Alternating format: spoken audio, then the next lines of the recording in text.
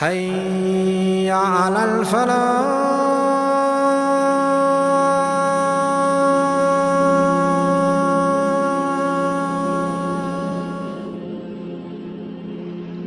The boy and girl, they start talking. First they see each other, then they start talking. They have no regard for their families, they get together, haram occurs, and then there's no responsibility between the two, and they split. Little do they know that she is expecting. Or let me give you another scenario, very common. She thinks that this boy is going to take care of her. He is going to be the love of her life. So she goes without the consent of her family. She tells her family say, no, this person is not good for you. She says, no, he is good for me. She disregards her family. She goes off with that boy. And even if they get a nikah done by some imam who doesn't understand what's going on, the Prophet ﷺ, he said, any woman who gets married without the consent of her guardian, if she does so without the permission of her father, her nikah is not valid, her nikah is invalid, her nikah is invalid, it doesn't count. أي امرأة نكحت بغير إذن وليها فنكاحها باطل فنكاحها باطل فنكاحها باطل. The boys know how to manipulate girls. It's so clear for them, step-by-step instructions on the internet for them. And they all know where to get it. And they know better than any one of us. They know how to manipulate women. Look at the Sharia. Look at Allah's commandments. He looked after the woman. He said, oh women, I know you are weak, I created you. So I have put someone in charge who will only look for your good interest, your father. He does not want anything, rather he wants you to be better than him. And your mother wants you to be better than her. There is no other relationship in this world where you want the other person to be better than you except this relationship between parent and child. Allah said your father will look after you in this affair. He understands men and you do not understand men. Allah knows that it is easy for men to manipulate women. So He put a guardian in place to protect their honor, their dignity. What happens to this girl? She goes off with this boy. He gets what he wants from her. The physical relationship. So many different illnesses. Why? Because of this type of relationship. And now she's stuck. She disobeyed her family, she's lost her family. She went into this relationship and she's stuck. The boy abandons her. There's no good in this. There's no good in this whatsoever. And it can be far worse. What do we see in our schools? Parents, we need to understand what our children are going through. We need to understand what's going on in the schools, which is completely haram, and they all know about it. At year 5, they show our children a film where they educate them about relationships, SRE curriculum, a documentary or a film created by Channel 4, the Education Department. They show them explicit material in a cartoon nature, the physical act between a man and a wife. Or it's meant to be between a man and a wife only. They show them that. This is age 9 or 10. The end of year 5 in primary school. They show them the actual birth, focusing on the private parts, explicit. Throughout this film, they show them and promote boyfriends and girlfriends. All of this our children are exposed to, let alone what they see at secondary age. In a secondary school, we know, parents, we need to understand what our children are going through.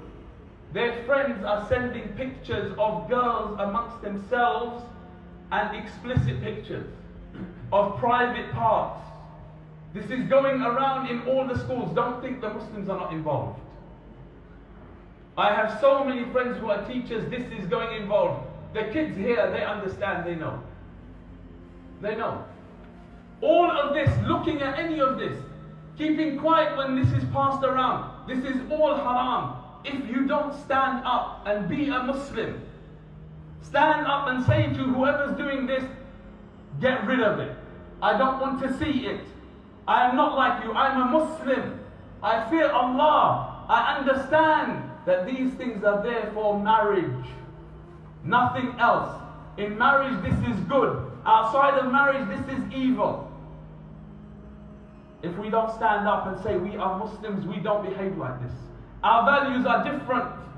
We still have our honor, we have our dignity.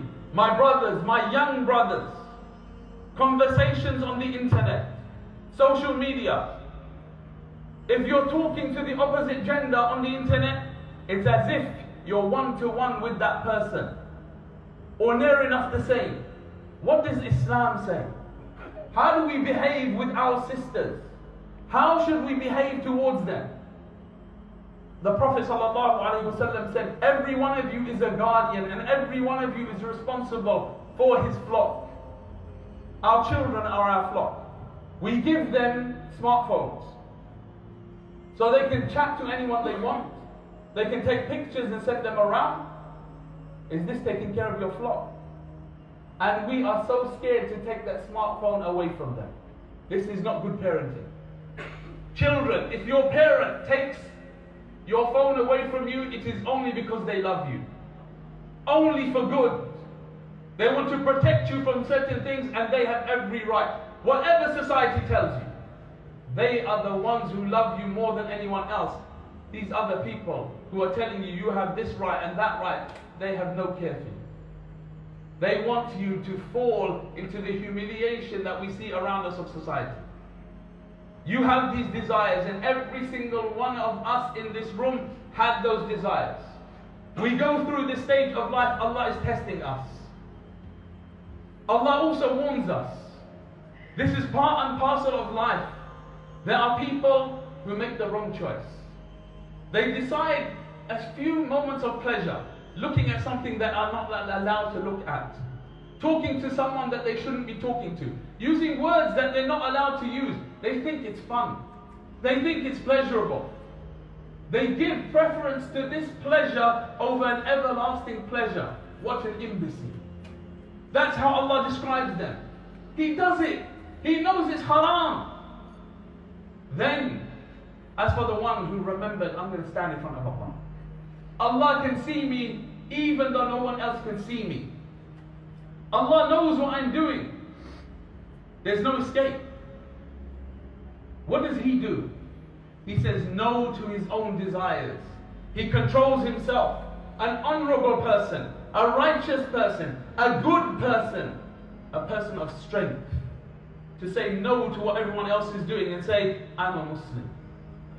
I love Allah and His Messenger. That takes a lot of courage. Everyone can be one of the sheep. But this person is a leader. He is what Allah wants him to be, someone special. He says no. Allah has prepared for him beauty in Jannah of every kind, because you deprived and controlled yourself in this world. That's the reality that is hidden from you. My dear brothers, when we speak to the opposite gender, it must be formal. It must be for only good purposes. If you feel emotions within you, get away from that situation. That is the best for you. Talk to your parents.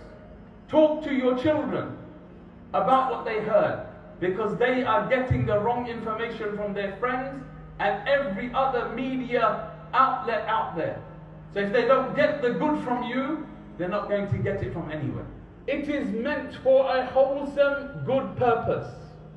In fact, if desires were eradicated from the human being, you see this person become weak. You see this person not wanting to do things. It is there for a good purpose, but it must be controlled.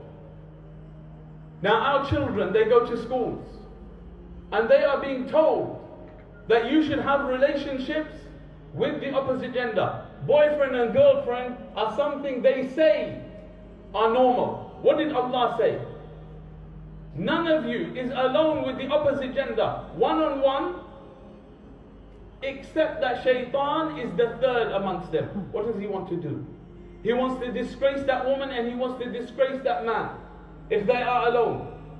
You will not hear this message anywhere other than from those who have been given this responsibility. That means every parent. The relationships outside of marriage are all forbidden by Allah. Only lead to evil ends. The Prophet ﷺ said, I have not left a trial greater and more intense upon the men than women. The Prophet ﷺ mentioned, and perhaps it's the society that we are living in, that he did not see Sinfani min ahli nar. The Prophet ﷺ's eyes were protected from them. Women who are dressed, yet they are undressed, they are naked. They move in a way that entices desires, calling people to that which Allah has forbidden, doing things and enticing desires to cause haram. The Prophet ﷺ never saw them. His eyes were protected from them. Does this not sound like the people that we see out there? Rather, if they were walking around without any clothes on, they would not look as good as they do with these clothing. It is to entice desires. This is what Shaitan wants. What does Allah want? He controls himself.